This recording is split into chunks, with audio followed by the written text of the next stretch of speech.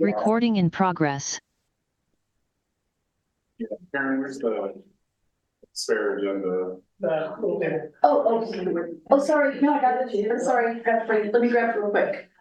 That's not good. No, let me grab it real quick. I got it right here.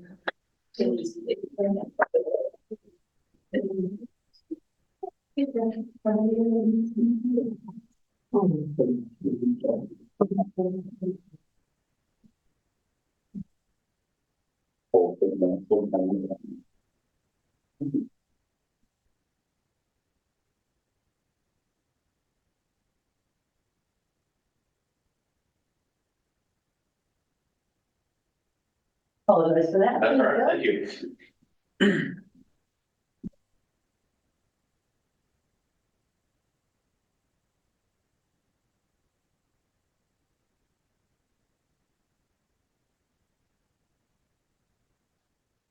Meeting of the Rio Dell City Council, roll call please. Mayor Lawrence? Here. Mayor Pro Tem Carter? Here. Councilmember Orr? Here. Councilmember Wilson? Here. Councilmember Woodall? Here. And we have nothing to report out of closed session. Now we will stand for the Pledge of Allegiance. I pledge allegiance to the flag of the United States of America and to the republic for which it stands, one nation, under God, indivisible, with liberty and justice for all. Public presentations. This is the time for persons who wish to address the council on matters not on this agenda and over which the council has jurisdiction. As such, a dialogue with the council or staff is not allowed under the Ralph M. Brown Act. Items requiring council actions not listed on this agenda may be placed on the next regular agenda for consideration if the council directs, unless a finding is made by at least 2/3 of the council that the item came up after the agenda was posted and is of an urgency nature requiring immediate action. Please limit comments to a maximum of 3 minutes. Okay. No hand raised? No emails? And I will close public comment. And we will move to the consent calendar. Is there anyone who would like to pull an item from the consent calendar? No. No. Okay, is there a motion to approve the consent calendar? So moved. We have a motion, is there a second? Second. We have a motion and a second. Motion carries 5-0. We will move to the reports and staff communications, page 21 in our package. City Manager. Thank you, Mayor Garnes and members of the council. So staff is looking at the Red River Region RISE catalyst pre-development request for proposal for potential projects for actually Northwestern, and the staff report lists the CAL FIRE property. In just initial discussions with among staff, looking at some potential opportunities to approach this economic development funding. One of the prior studies that was done in about 2014 or 15 was the food aggregation center and value-added processing center that was discussed for potentially the CAL FIRE property or sites in Northwestern Avenue. So that would be a ag facility that could process fruits, vegetables, and also meats at the site. Just preliminarily looking at it, we believe it fits a number of the criteria. There's, pre-existing but dated study on this from the SEDS, Federal Economic Development Study funding that was done several years ago. So we'll be bringing something back the first meeting in January to get the council's approval for that application. Would be just planning, some additional planning work, obviously would need to have some zoning changes potentially, and then, figuring out sort of the practicalities of such a facility here. But Redwood Region Rise is part of a new economic development initiative at the state level that covers kind of various kind of geographical regions of the state, ours being the Redwood region, everywhere from Mendocino, Lake, Humboldt, Del Norte, and so on. Trying to pool together and collaborate on various economic development initiatives. And so this, stands to, potentially serve the city quite well, the community quite well, and then obviously the ag community. This type of facility has been called for a long time to support small scale farmers and ranchers in the area. So we're excited about continuing to look at this and develop it over the next few weeks. With that, the overall weather event that happened 2 weeks ago, the city fared okay in the situation. Obviously, we had the predicted sanitary sewer overflows, and Sunshine and the public works staff handled that expertly and as well as we could given the situation. We do have a lot of new information and intelligence on the wastewater collection system, as well as some low-hanging fruit of I&I intrusion that we think could be cost effectively and relatively quickly dealt with. So we'll be bringing that forward in the coming months to take action on. And then staff will also be paying particular attention this month to the CAL fire hazards severity mapping process.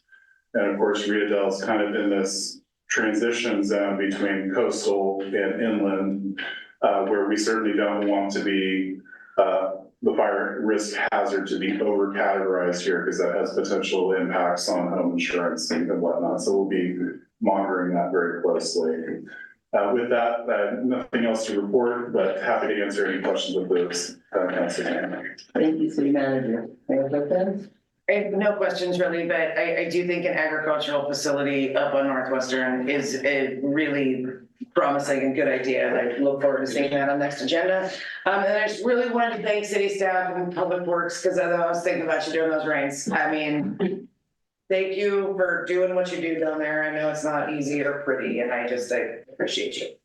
That's it for me. Thank you, Mayor Pro Tem. Councilmember Orr? No question. I was just gonna thank Public Works too. You do a good job. Thank God it wasn't any worse than it was.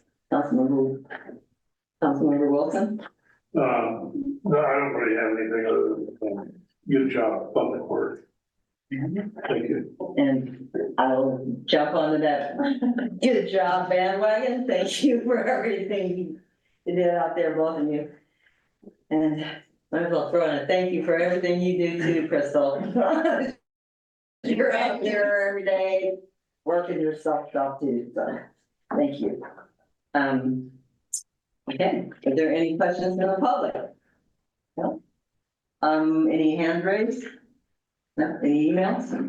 Okay, then we will close staff reports and move on to the special call item.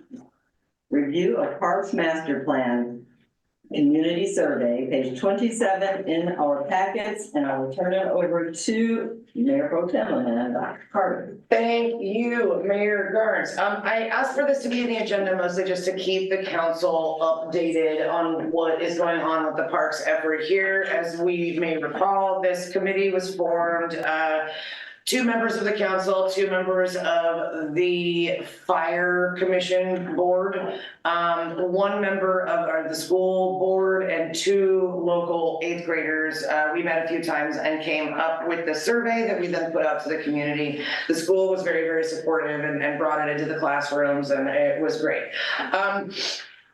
I'm not gonna talk you through everything single question, even though I kind of want to. I'm just gonna point out that we did get around 300-ish responses, which means that we are technically statistically valid. I know it doesn't make any real sense that you need 10% for everybody, but that is the statistics rule. I forgot what it's called. But we did work with a statistician on this, and this is absolutely statistically valid. She looked over the phrasing of the questions, things like that. So we made sure we were good to go from the beginning. So that's the number of responses. You will also see that The largest 50.5% of respondents were aged 5 to 17 years. So I feel like we polled the people that we wanted to poll. You might notice that then everybody says, I own my home in Rio Dell, 46.8. I really think that that's because they're sitting them in school and the teachers were explaining, do your parents rent, so that it might seem weird that everybody is 5 to 17 years old and also owns their home. But that is what happened, is that the teachers were walking them through taking this, and we did talk about that in advance. Or to skip right to page 31, which park would you like to see enhanced? 57.6% of respondents said the Davis Street Park. I feel that that is a pretty clear answer. Of course, everybody's favorite is Fireman's Park because it's the most well-developed park here. But what the community wants to see based on this survey is the Davis Street Park developed. And I agree with the community. So that's why Julie and I'm gonna go to the school board meeting this coming week. They have agendized the same survey results, and we'll talk about that. And then they will appoint 2 members of their board to meet with 2 members of our board that we appointed in our last meeting to talk a little bit more about potentially developing the Davis Street Park. I forget where it is, but there's one that votes for park amenities. Maybe it didn't make it in there. Or maybe it's a little bit later. Oh, it's later. Yes, so then we move to page 36. We're looking at pocket parks or neighborhood parks or community parks. Neighborhood parks were definitely number 1, with community parks like trails up here in the Edith property, a clear number 2. The amenities are on page 37. 56.3% of the respondents chose a BMX pump track as being one of their top absolute amenities, and outdoor courts, basketball, pickleball, stuff like that was a very close second. Those were our short-term responses and long-term responses. The reason we asked to have these split up is because if you distract people with something like a swimming pool and a giant gymnasium, everybody wants that, but like, can we afford that? Probably not. So I split it into 2 categories, short-term and long-term, and that's why you'll see those different categories there. But it looks like also BMX pump track and splash pad / water feature were highly recommended also. And then you are into the lovely comments that I swear I did not write. And I love the people who say, do you want to tell us no? And they just write no. Right, no, right. I believe those to be some of those 5 to 17-year-olds taking this in school. So I really just wanted everybody on the same page to know how that survey went, that it is statistically valid, and it seems that the community has spoken pretty loud and clear about where they want and what they want. So I was just gonna see if anybody had any questions or clarifications or anything like that.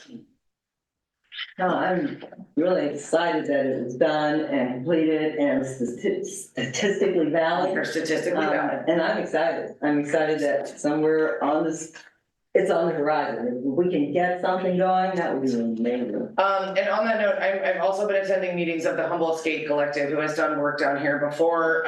They are ready to do work down here before. They've been fundraising for us. It's just sitting there in a bank account. It's not a ton of money, but those are the people that get asphalt donated, and things like that. So I'm hoping if we can work out something with the school board where we can purchase the property, that then I can call in people who are willing to donate materials and start getting stuff going. So, yeah. Councilmember Whittle? Yeah. How long do you think this could take? The process of a school district declaring land surplus and selling it to to anybody is lengthy and complex and with lots of bureaucracy. Okay. I have read the entire process many, many times. I've done my research. I've got it, everything's printed out. We will, as a city, likely have to do the majority of the work on that. As far as you have to form another committee, which we already have, because the survey committee can also serve as their 7-Eleven committee. There's a lot of committees and back and forths and things like that. I just wanted you to explain that so people didn't. This is not It's gonna happen next week. not gonna happen next week. Yeah. I would be happy to own the land in the next 4 years. I would feel good about that. Okay, Yeah, just so they understand. thank you. Yeah. Yeah. Yeah, Councilmember Wilson, No, it's a very good report. Well done. Thank you. Yeah. Councilmember Walsh. No, looks good to me. Anyone in the public have any questions or comments? Anyone? The emails? And this was just information. It's just correct? informational. No action. Yep, I just want everybody on the same page, so you guys don't come to me later and say, why didn't you do this? So Right. I will keep asking when there are major updates to be agendized as informational so that we're all aware of what's going on. Okay. Thank you. Thank you very much. Now we will move to council reports and communications. Mayor Pro Tem. All right, I got a Chamber of Commerce meeting this coming Friday. We'll be at the Town of Scotia offices at noon, largely discussing the annual tree lighting ceremony that I'll move on to next. That will be this Saturday, December 7th at 5 p.m. at 406 Wildwood Avenue, the Chamber / Community Resource Center. It's always such a great time. I highly encourage everybody to come. It's not even going to be raining this year. There will be cookies, there will be Santa Claus and candy canes and little kids' activities to decorate ornaments. It's a really fun thing. Please, please come. December 21st, the Chamber is also going to host the 60th anniversary of the 1964 flood is this year. So they're hosting an event on December 21st from 1 to 4 p.m. at the Scotia Lodge. It is free and it is catered. There's other stuff going on too, but that is a big draw. The Scotia Lodge is beautiful at Christmas time. It's also very close to the anniversary of our own lovely earthquake that we had. So I think it's a good time to kind of brush up on natural disasters and, things like that. But it will have, it's catered by Sandra Close. It's like food. It's not just finger food. And it should be a really lovely time, and I'm anxious to support the Chamber. Over the last week on November 25th, held our very first pet vaccine clinic down here at the fire hall. It went well. We had a steady stream of people the whole time. We served about 30 animals, mostly were dogs, mostly were there for multiple vaccinations, and most of them got microchipped as well, which is good. All but 2 of said dogs were from Rio Dell and Scotia. The other 2 were from Fortuna. So we served, once again, the people that we wanted to serve. So thank you to Critters Without Litters for coming down, and thank you to the community for coming out and getting your animals vaccinated and microchipped. That's it. Thank you for helping bring them here. Yeah. We appreciate that. Councilmember Ward? Nothing to report. We had a closed session for HCOG, and the look for a director, but other than that, nothing. Thank you. Councilmember Wilson? I have a RCA, the 17th, whatever. It's early because of the third Tuesday. And since we're not meeting, I'm able to go. Originally, I didn't think I was gonna be able to, but anyway, we're doing that earlier. Good for Christmas. Okay. That's it. Okay, thank you. Councilmember Woodall? Let's see, I had 2 ad hoc meetings for the recruitment of police chief. I also went down to see the vaccine clinic and talked to the people. And I want to thank Amanda for facilitating that, because it was a really good program. Hopefully next time, I hope they can do it on a weekend. I'm gonna ask for that. Yeah. Yeah. And tomorrow at 4 o'clock, there's a traffic committee meeting here at City Hall. And that's all. Okay, well, thank you. And I have an HDA meeting in the morning and Great Redwood Trails meeting on Thursday morning. And that's all I have. Thank you for coming and participating in our city council meeting. There's usually no one there, so yeah, it's really nice to see people looking back at us. So thank you for coming. Try to get more involved. All right, that's awesome. That's all we need, people getting more involved. It would be helpful, I think. So I think this is gonna be our last meeting for this month and this year. Thank everyone for everything they've done this year. I appreciate it. I think the council as a whole appreciates it and appreciates the community. And I hope everyone has a happy holiday. And just let's keep the earth from shaking. Okay, so is there a motion to adjourn? So moved. We have a motion and a second? Second.